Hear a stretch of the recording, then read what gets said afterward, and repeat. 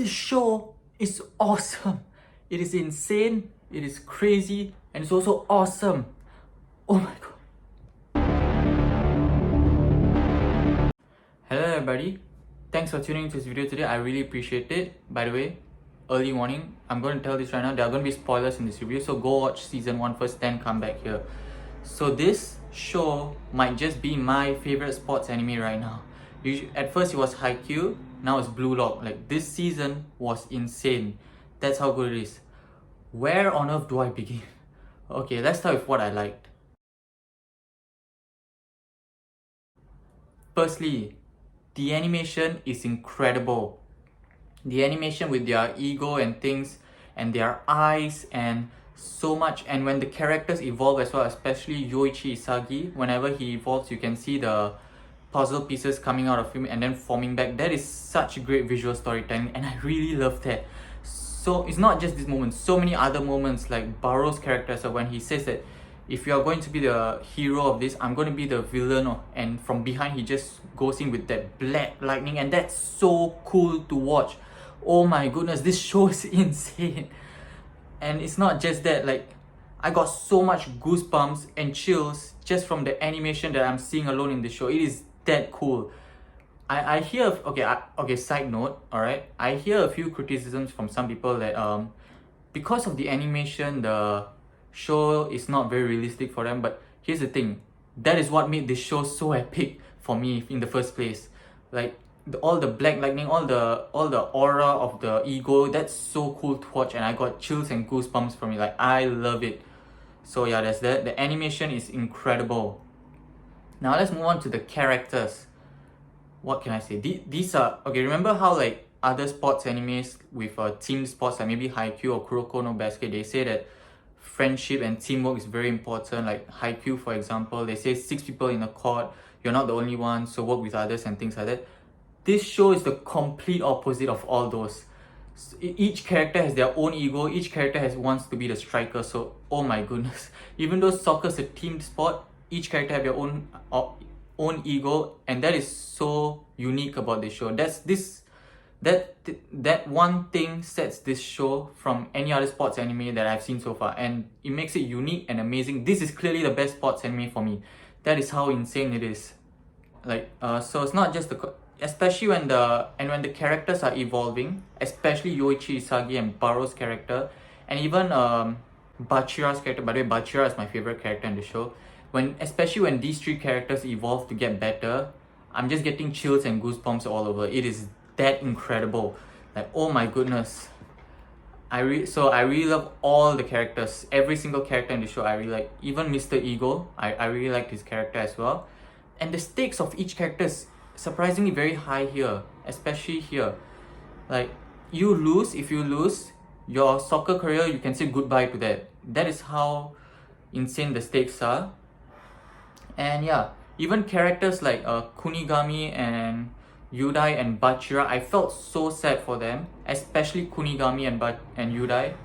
Yudai and Bachira both got their own flashback that made me sad, but Kunigami, oh my gosh, he deserved better, man. Like, oh my gosh, I just loved his character so much, and I really wanted to see him again. Now let's go to the story. The story is one of a kind in sports anime. The themes in this show I really like. Of course, you have the rivalry theme, but at the same time you also have egoistic, and you also have the theme of although you defeated them, you're taking on their defeat with you as you move on. And I really like to see those, because it not only makes those characters that got defeated relevant, and it makes us feel that they're still with us, and I really, really love that. So that's that. Another theme I really like is not giving up on your dream, even though you have something with you, like an injury with Chigure's character, where he's trying to give up on soccer, but he really loves soccer and he doesn't want to give up on it, and he's trying to give up on it because of his injury, but he still persevered, he still went on, and he never gave up on his dream. That's another theme as well. And yeah, whenever Isagi tries to come up with something new, and I see those puzzle pieces, jigsaw puzzles coming out and then forming back inside of him, it's like something crazy is gonna happen, and I feel hyped. This show makes me so hyped every time. Like, oh my goodness, like, we need more shows like this, like, seriously.